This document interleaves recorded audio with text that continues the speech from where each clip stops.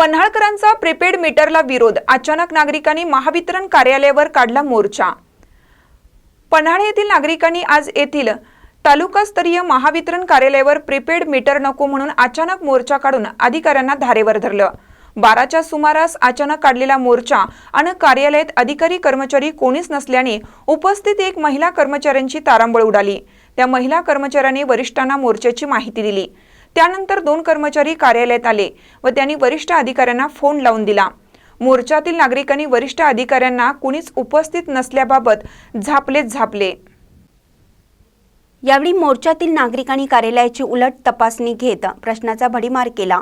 शासनाने प्रीपेड मीटरला स्थगिती दिली आहे, असं असताना प्रीपेड मीटर कसे काय बसवता?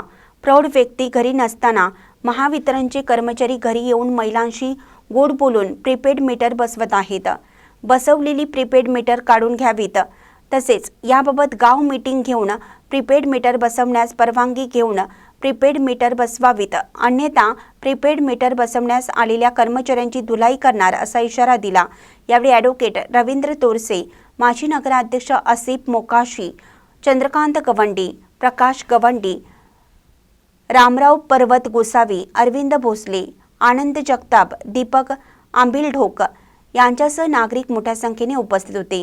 महानकरी न्यूजसाठी रामचंद्र काशीद, पन्हाळा। ताज्या बातम्यांसाठी महानकरीला सबस्क्राइब करा आणि बेल आयकॉनला क्लिक करा।